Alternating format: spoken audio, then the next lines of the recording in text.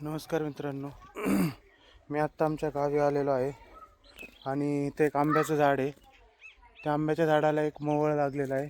मी तुम्हाला दाखवतो, एकच मिनटं.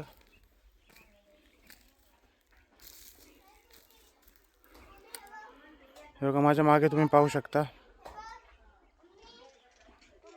थांबा, मी तुम्हाला जरा झूम करून दाखवतो. मित्रांनो, तुम्ही बघू शकता हे किती मोठं माशांचं मोहोळ आहे. याला गावी माशांचं पोळंसुद्धा म्हणतात. तर हे पोळं काढण्यासाठी मला खूपच मेहनत करावी लागेल असं दिसतंय, कारण हे बघूनच माझ्या अंगावर काटा आला आहे. तरी पण मी प्रयत्न करून पाहतो. मित्रांनो, खरं सांगायचं तर माझं देखील असं मधमाशांचं मोहोळ काढण्याची पहिलीच वेळ आहे, त्याच्यामुळे मी पण खूप घाबरलो आहे.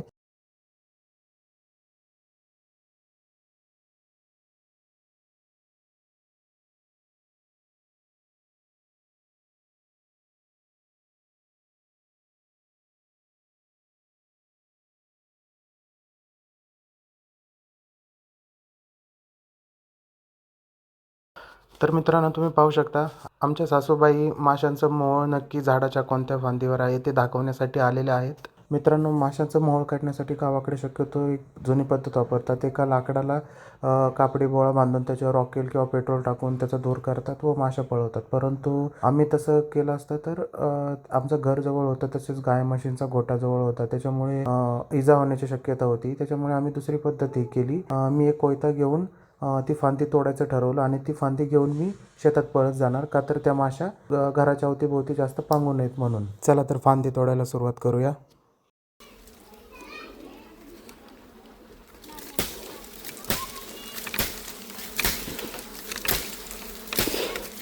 मित्रांनो, माशा उडायला सुरुवात झालेली आहे.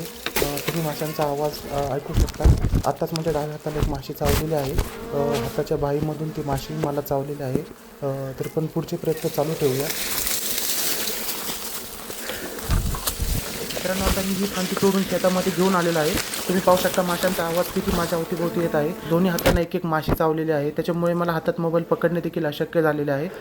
मी आता याच्यापासून थोडासा लांब जातो मित्रांनो, कारण या माशा आता खूपच माझ्या भोवती फिरायला लागलेल्या आहेत.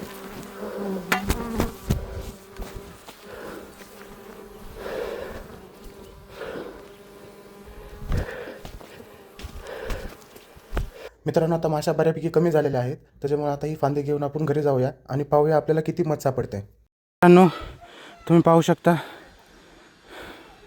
हे बघा, अजूनही याच्यावरती काही माशा आहेत.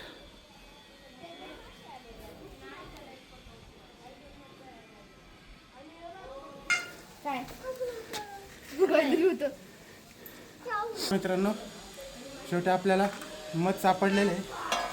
तुम्ही बघू शकता जवळ.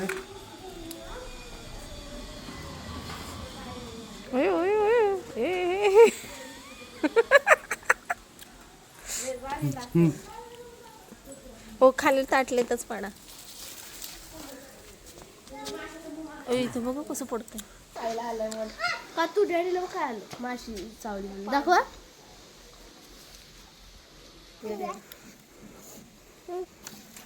ते म्हणते मत फक्त काढी नको येऊन आजी मला बघ बरं, मला काढायला देऊ का तुला.